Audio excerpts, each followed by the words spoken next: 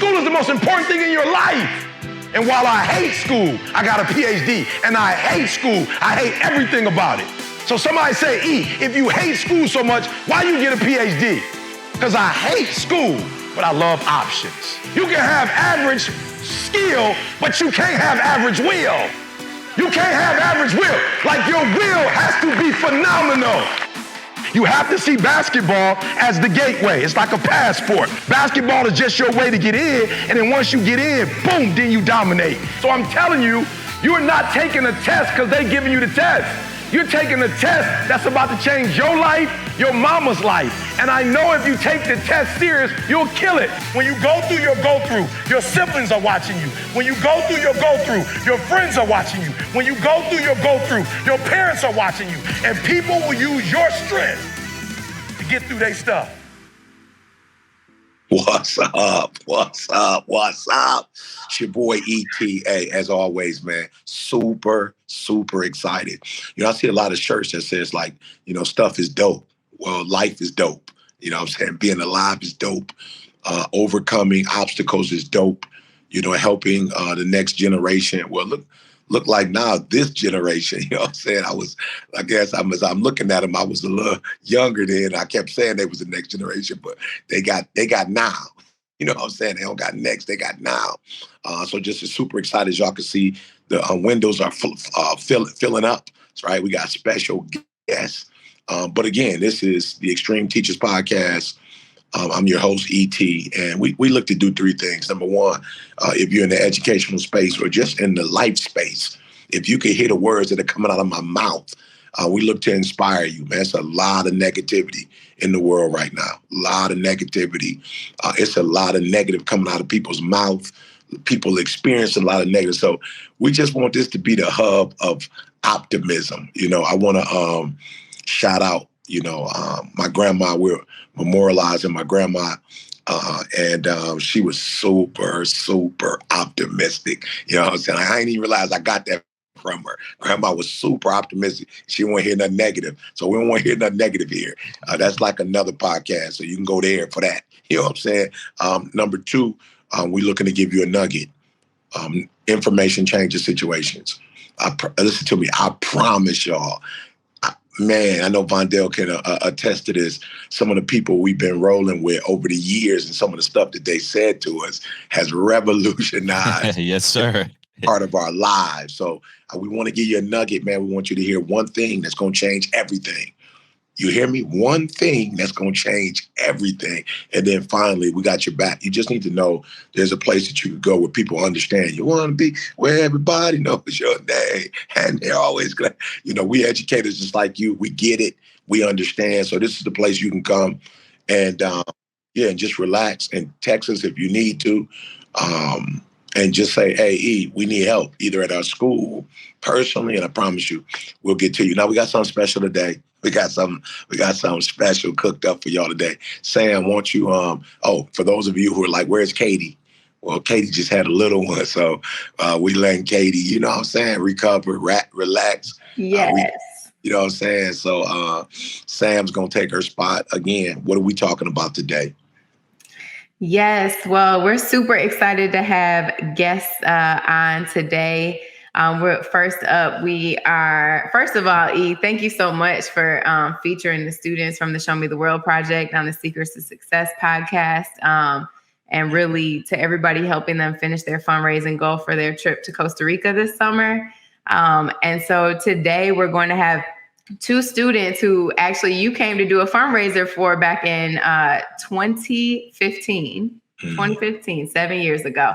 And so they're adults now, like they're college graduates, they're adults, like old folk. Crazy. So it'll be super great to hear from them today, just about their experience and the impact that having an international trip experience in the project has had on themselves as an adult now. So super excited to introduce y'all to Marnice and Cordell. Yeah, and let me start off before we go there. And I think those of you who are watching, you really need to hear this. You get to decide as an educator. You know, I know that there are, you know, federal mandates, you know, local city mandates, you know, maybe even in your building mandates, right? And sometimes, those things can seem like, restrictions. But the one thing I want to say about Sam this morning, guys, and it's two things, is one, even in the midst of whatever she was going through as it relates to, the mandates, regulations, policy, procedures, she still had a vision for these kids. You feel me? You got to have a vision. And you can't let the school's vision be your vision. Now, I'm not suggesting that, you're a rebel, but I'm saying whatever the school wants, you have to do that. And then, and then some. It's like I see you 10 and I raise you 20. You feel me? It's like you got to have your own vision. And Sam, what gave you the audacity, in an urban community already low resources, there's already a lot of doubt, there's already a lot of limitations. What made you feel like, you could take the kids out of, not just out of St. Louis, like you took them out of the world? Like what gave you the audacity to feel like you could do that? Yeah, the kids gave me the audacity. So we participated in a school swap experience where we went to one of the most affluent high schools in St. Louis, and the students like shadowed the kids around at the other school. And they were just appalled by the difference in courses that were offered and opportunities. So they saw a flyer that, said international traveling opportunity. And they came back and they're like, we want to do this. Like, why don't we have this type of opportunity? And so they were really the drivers of it. And they gave me the audacity to, I guess, be brave together and try to figure out how we could create this first time opportunity at our school. Yeah. And so then when she talks about this fundraiser, I'm being honest, guys, for me, and it's levels to this, y'all. You got to understand it's levels. And I just say that to say it's not a destination. It's a journey. It's not a destination, it's a journey. So for me, as I started getting involved, with schools around the world, especially Sam's program, I started saying, I want to be the Bill Gates in my community. You know what I'm saying? Like, I want to be the person to raise funds for our babies. You know what I'm saying? Like, that's what I want to do, And at the time, I'm not going to say we had a whole bunch of bread, but what we did have was influence. You know what I'm saying? And so I'm like, I'm going to use my influence. And then eventually we're going to have some bread. You know what I'm saying? And we're going to just get them out. So I want you guys to understand, those of you watching, I don't care what school district you're in. I don't care what the limitations are. It doesn't matter. I really do need you to get to a place in your mind where you say, this is where I want to impact. And then once you say it, do whatever it takes to do it. Like, don't let nobody make you feel like you can't do it. So I think we straight. I think we're missing one. Okay, all right. Well, there we go. There. Okay, let's get it. All right. So, hey guys, I got the first question. I don't know, who wants to go. Ladies first. Ladies first. Okay, ladies first. I had an opportunity to come to Rashawn, and I came in and. She said the year 2015. I don't know if it was that long ago. You know what I'm saying? It just seemed like yesterday. But I had an opportunity to do a couple things. The school, we did our own event. I remember the backstage boy. We had a little food in the backstage. You know what I'm saying? I remember doing the event. And out of that event comes grown folk. Unbelievable. So, what did that fundraiser mean for you at that time? I know the trip was the most important thing to you guys. But what was the fundraiser?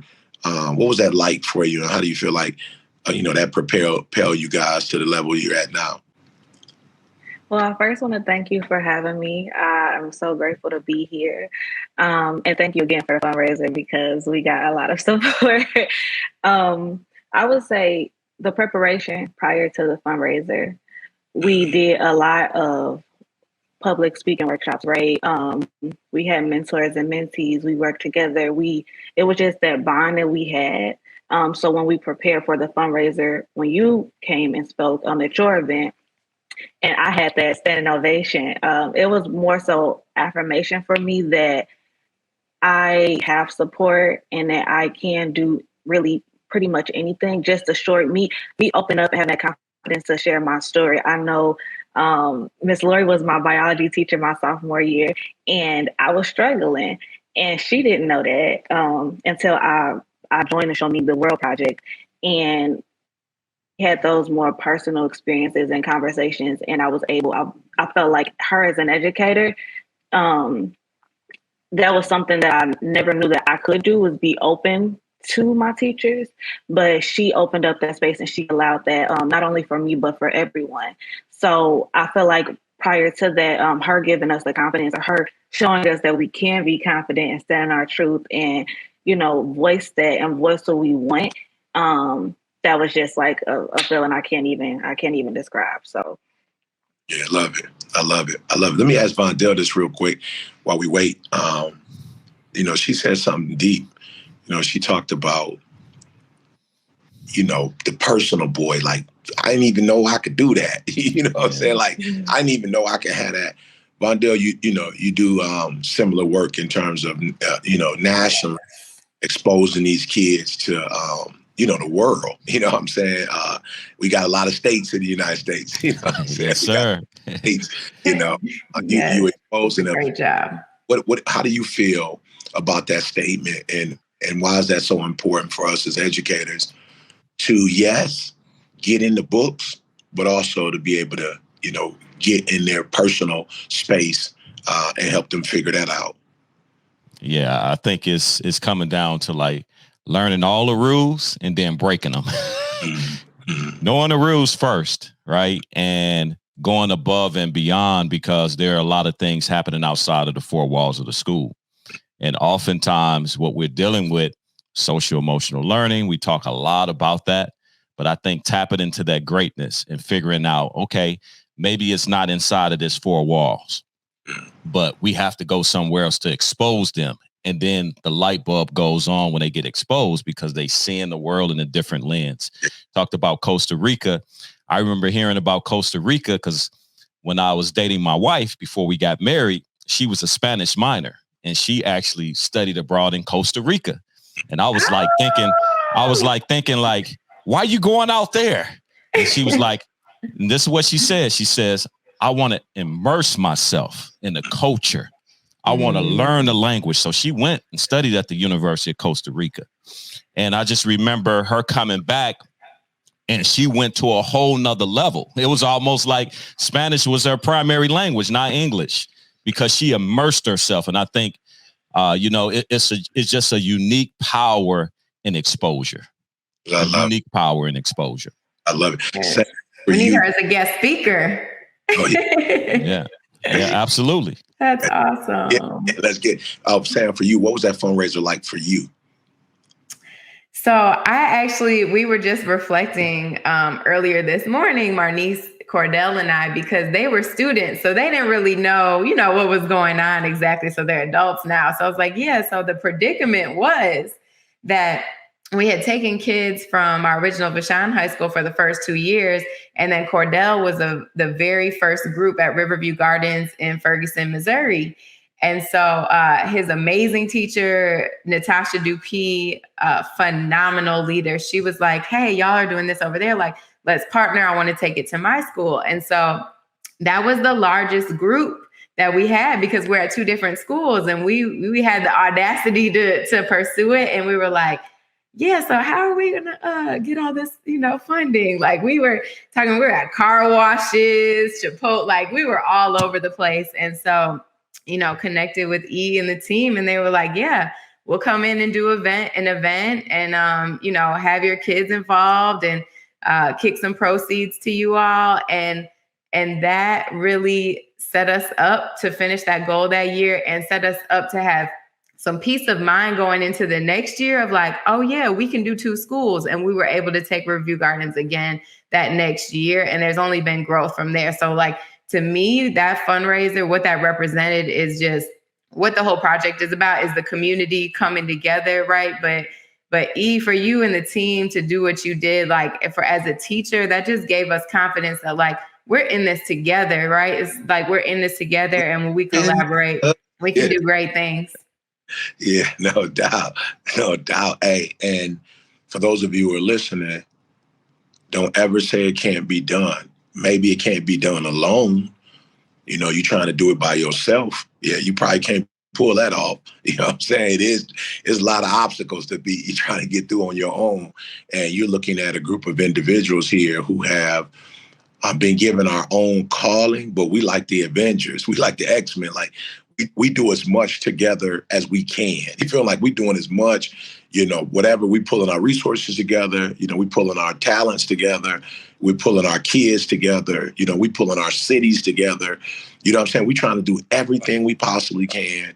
And we just, you know, the thing about collaborative work, you know, and collective responsibility is that everybody got fuel at some point. Even none of us, like when one person is like, shoot, right. I'm stuck. I don't know. Like I don't know what to do from here.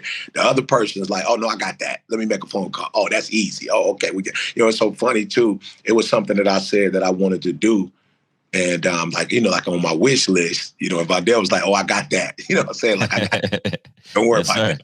What? You got that? You're like, oh, no, I got that. Don't worry about that. So good. All right. So that was my question. You know, I know we got, you know, quite a few more, so I'll step back.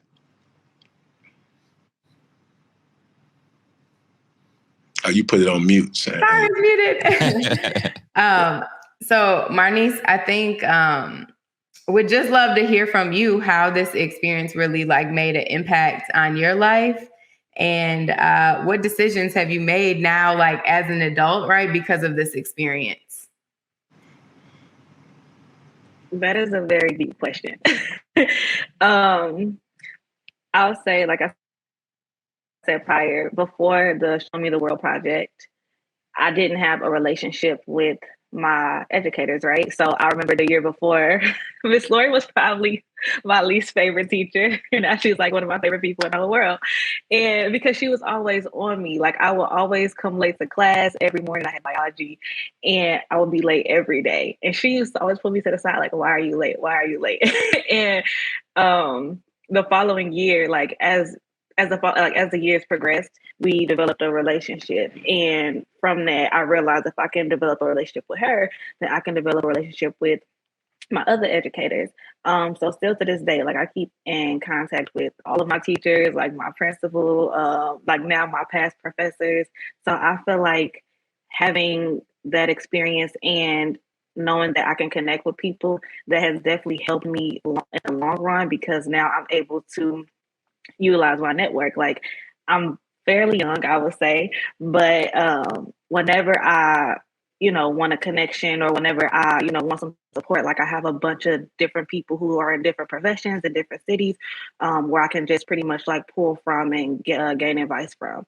So I would say that's one way, just because that family support. It's like I feel like I really created my own family, and I really appreciate that.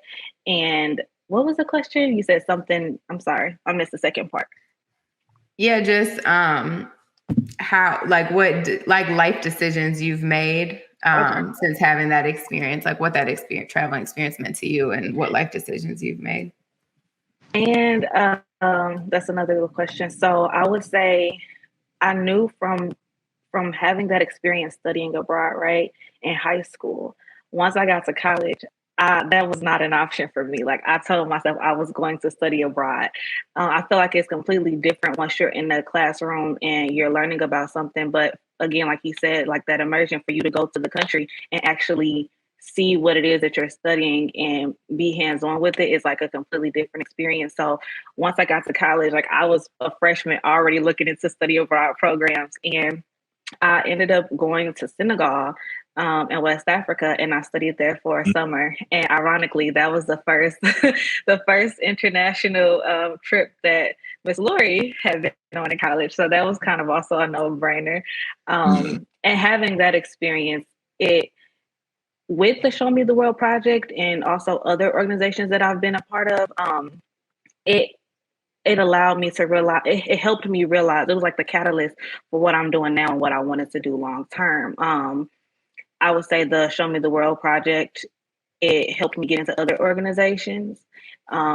It gave me the skills like public speaking. That was something that you do in college. You write papers, you do presentations, you do teamwork, all of those skills that we learned in the project, I applied to college. And I think now that I had that international experience, I'm always looking for places to go. Like I want to go everywhere. So Yeah. So I got a quick question and follow up with that. So okay. you just talked about how Show Me the World kind of helped inform what you're doing. Can you share with everybody what you're doing today and how has that directly made an impact on what you're doing today?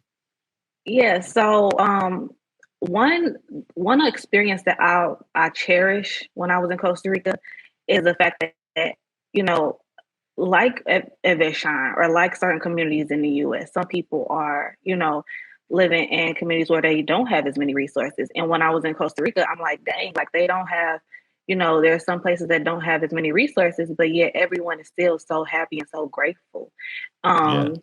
And like just having that gratitude, right? And that was something that I always remember, like even today, like if things aren't going my way, I'm like, well, it could always be worse. And you still be grateful for what you have. And I'm saying to say like now I work for the International Institute. So I'm helping people who are coming to seek refuge.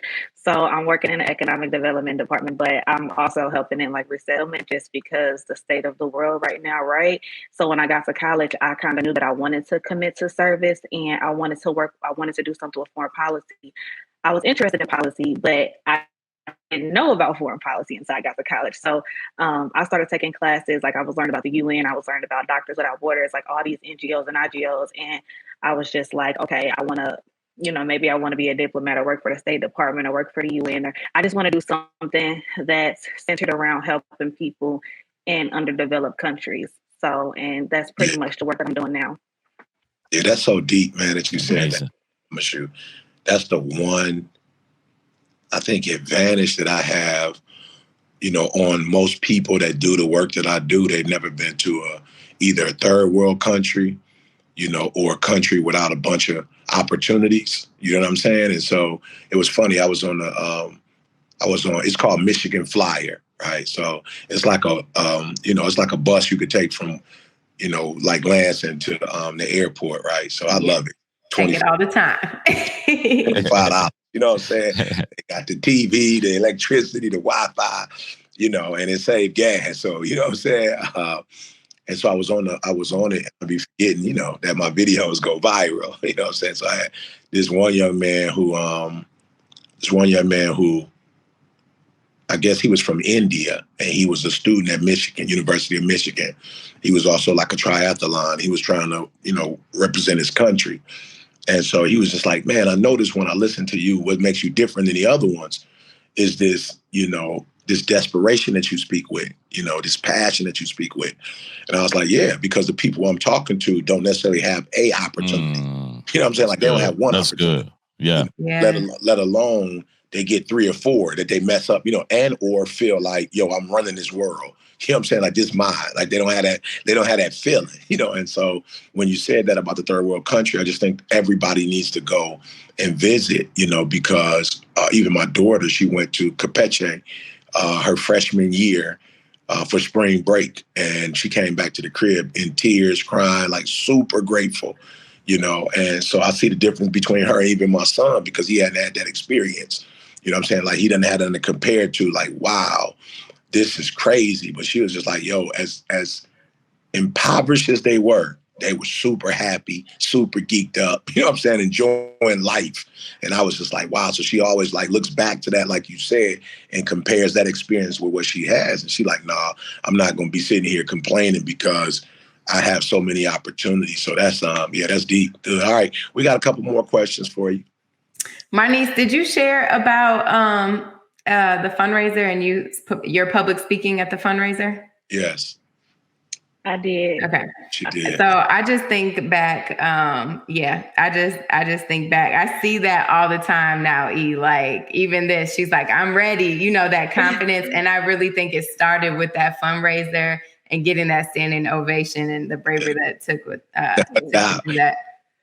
I agree. I was so nervous because it's like, you're talking about your life and I'm being vulnerable, and that takes That takes a lot of confidence. So I was so nervous, but then like once everyone stood up and clapped, I was like, okay. Oh, Yes. Yeah. So I guess the next question would be, do you have like a favorite memory on the trip or something that's always stuck with you from that experience? I have a lot of memories. I'm trying to think of my favorite one. I don't know if it will be the zip lining. I remember my favorite city. Monte Verde was my favorite city. And I would say probably the last night. And I would say the last night just because we went to that folklore event. But afterward, we were all talking and it was just kind of like, dang, we were able to reflect and realize we're here, we did it, and we can conquer anything. It was like, I think everyone was crying. We didn't want to leave. It was an experience because it's something we worked for, right? It was like we put in so much work months before and we were finally there. So it was just like, dang, we can accomplish anything. love it. Yes. Love it. Well, I think like hundreds of students have had this opportunity. And so I just think it's special to have you on here, Marnice. Unfortunately, we lost Cordell that we had, but they had the opportunity to travel together. And I think that peer-to-peer, like Vondell, just when you talk about that, like peer group and peer mentoring or whatnot, a lot of that took place, I think, between the two of you and within the group. And so I'm just curious, like, what does that mean to you for even like more students to have this opportunity after you all have really helped like create that legacy and that bond and set that example? I'm sorry, Miss Laura, you broke up. I couldn't hear you on my end. Can you repeat that? I was just saying that you and Cordell, you both like traveled together from two different schools, right? Like you had kind of this peer group that you were able to work alongside and travel and like support each other. And I just was curious, what does that mean to you for like students to continue to have that type of opportunity and for the legacy that y'all have created to carry on for hundreds of students after you? I think, and this is something that, can you hear me? Yeah, we can hear you. Okay. I think that this is something that we've also discussed, that peer bond and that mentorship is so important. Just because you have the support from someone who's going through the same thing you are, or even like I know we had a class, right? And we had a class where there were the students who traveled the year before, and then there were the students who were in the process of about to head to Costa Rica.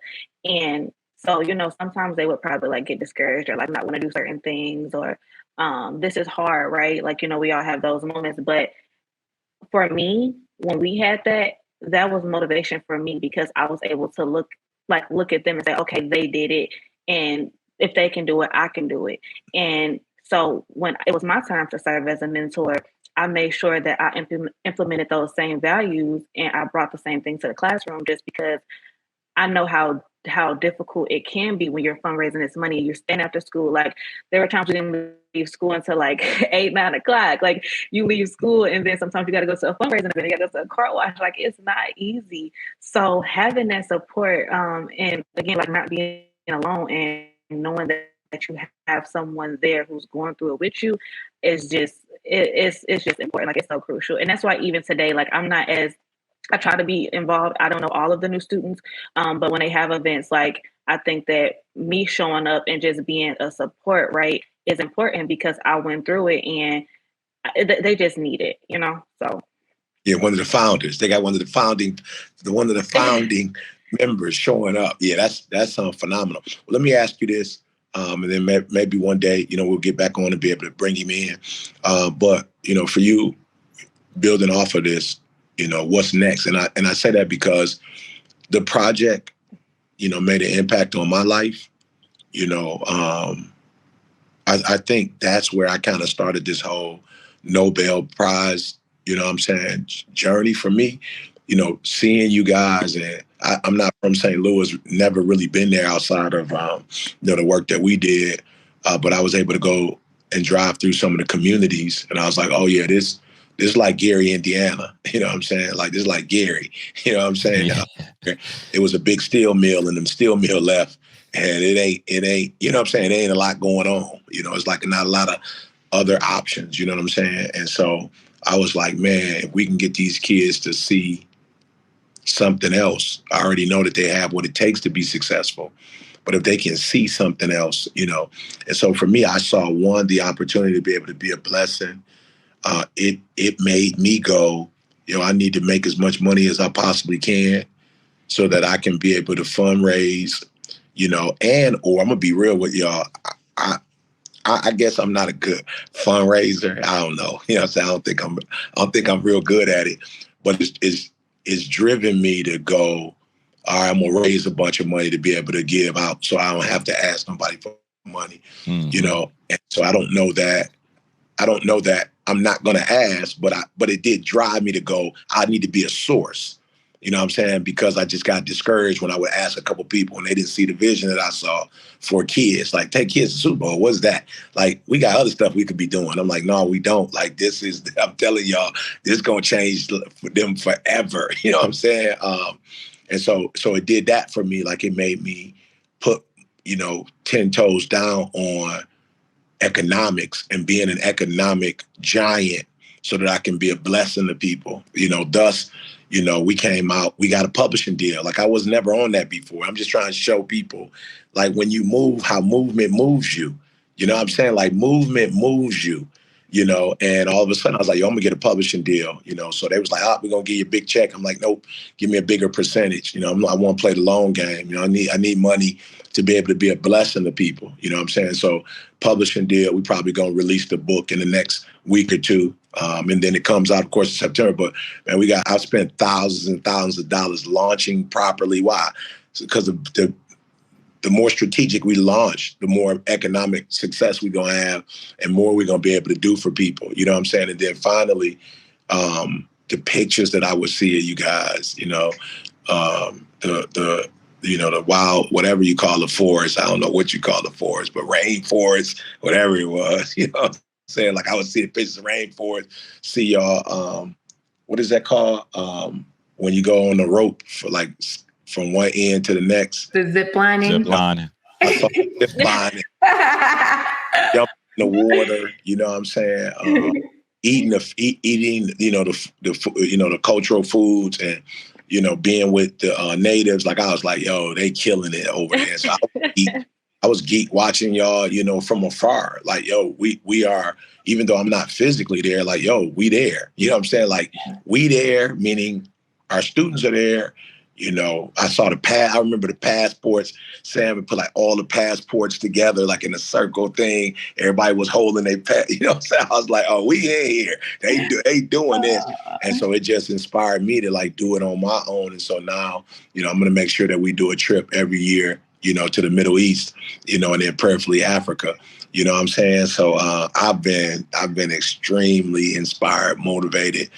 And when you see other humans do stuff, at the end of the day, you like, yo, I can do it. You know what I'm saying? If other humans can do it who look like me, who come from where I come from, and Sam them, CJ, Sam, they all from Lansing. So it's like, yo, that's big, like Lansing. You know what I'm saying? Like, it's not New York. It's not LA. It's not Dallas. Like, it don't have the same population.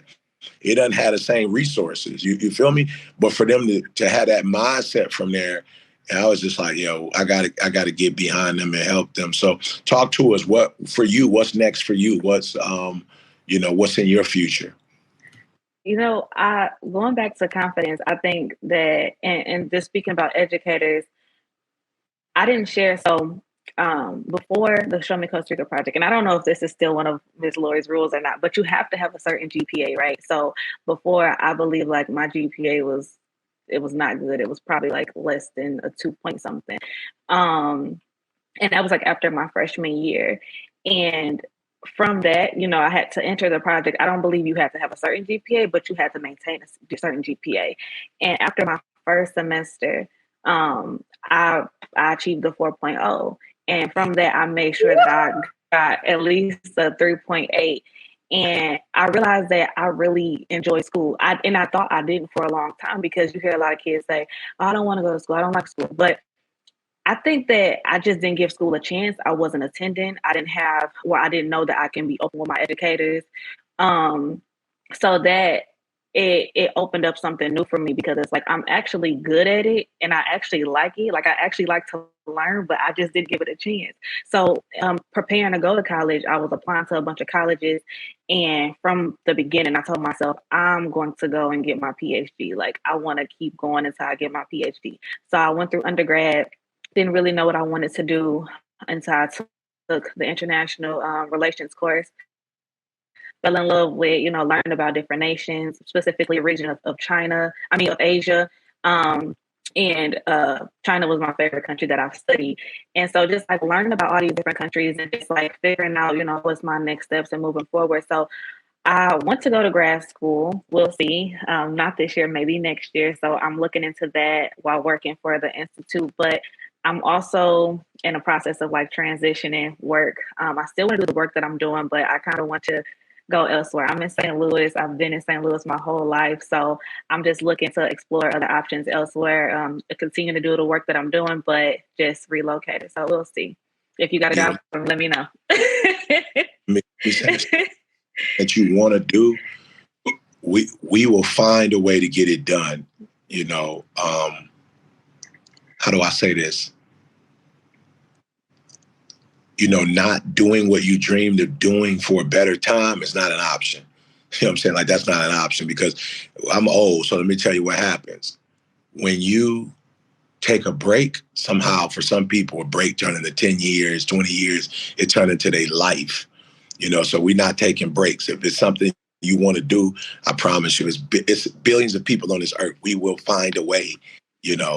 We'll find a way to get it done because there is a way to get it done. You feel me? And it just may be in your, storehouse or warehouse. You may not be able to on your own do it, but I promise you, and you're not far from us. We in Chicago, we in Michigan. Yep. Not far. You can get in the car and come to some of the opportunities that we have. Like you ain't got to get on a plane. You know what I'm saying? So yeah, let's talk afterwards. I'll be curious to know as we wrap it up. Kia, Sam, Vondell, there's one word that you can give, to teachers listening, maybe students are listening about, exposure or just something as it relates to, this idea of leaving your neighborhood, and getting out and seeing the world. Yeah, I want to say something about China. China was definitely one of my top experiences, having to go through the process because you have to have a visa and a passport. So we went to Beijing, China, and it was an invite through Dwayne Wade. He wanted to sponsor one of our young men from Champs. And he was like, hey, I want y'all to go with me for a week. And when I tell you, it was just like, wow, this is possible. But I had to explain to the young man, I'm like, this could be a once in a lifetime opportunity that opened up many opportunities. So I need for you to be fully engaged. And he's 17 years old. And it was that. Not only did he get a chance to go, but then he started networking and connecting with other people from Lenine Company, Dwayne Wade Shoe Company, and he was able to design some shoes. So it's like those are the types of things that I have my mind on is that one opportunity. What other opportunities are connected to that? Yeah, I love it. Kia? Yeah, I agree. No, I had a similar experience. I didn't get to go to China, but I know that just being there studying it reminded me of the Costa Rica project, right? Because we do so much preparation beforehand. We got to study the country, took some Spanish courses, and once I got to college, like being in those classes, learning about the history and the revolution. Like now, China is the world's factory floor. So just learning the history of it, I'm like, okay, I have to go to China. Like I have to go to Beijing. Like I study so much about it. I'm just so fascinated with it. So it's definitely on my bucket list. Well, we got a connection there. So let's see what we can work up. Okay. Okay. Thank you. Listen, one thing that I was taking away is the fact that the rules really aren't restricting you. They really just tell you just how you got to move. Like the boundaries aren't keeping you in. It's going to make you make a new decision. That's all. So that's my take. Yeah, I promise you. Sam, take us out. I love that, kid. Yeah. I think like going back to what all three of you just shared, like educators, be audacious in your goals, right? Like I remember when we started this, like not everybody believed in this. I got called down to the office a couple times, right? And so everybody will not believe like in your vision when you are stepping outside of the comfort zone and thinking innovatively, but like just go for it and really figure out what your kids want and need and collaborate and go for it. Dream big. Yeah, and I'm gonna tell you one quick step for those of you who are watching, like y'all want to do that. Just go start a foundation. Go start a foundation. Like, Vondell said, there are rules in this country. And one of the things that we are afforded as citizens. I heard a song years ago that says, as citizens, claim your rights. You know what I'm saying? You're a citizen. Claim your rights, right? And so you can go down, to the courthouse or online now. I'm sorry, I'm telling my age. You can go online now and you can fill out the documentation. I did it, started my own foundation. I call it School Days Foundation. Why? Because I felt like I wanted to make an impact on young people during their school days, right? During that time, those formative years, middle school, high school, elementary school, so that's why we call it School Days, and did what I need to do to put myself in a position to, even from my own resources every year, there are ways that you could do taxes. So the government has set up a way where you can be a blessing to a foundation, right? Through your means, right? And so that's how I was able to do it. I was like, okay, well, I got to pay taxes and, I got to spend all of these, making millions through all these different things. And so we got to take a portion of it, either give it here or give it there. And so we have the right as United States citizens to start a foundation and be a blessing to that foundation, right? So I just want you to know, you don't have to wait, you don't have to wait. All right. So it's my favorite part of the podcast. We're going to Coach B's office. All right. So thank you guys so much. Remember, today we're talking, tomorrow we're living it. Today we're dreaming, tomorrow we're walking in it. You know what I'm saying? Today, it's just an idea. Tomorrow is history. We got the pictures to prove it. We got the bounce stamp in the passport to prove it. So do me a favor. Don't be on the side of talkers only. Be on the side of doers. As your boy E.T. never said it's going to be easy, but you have what it takes to get it done. So please do me a favor. Make the rest of your life the best of your life.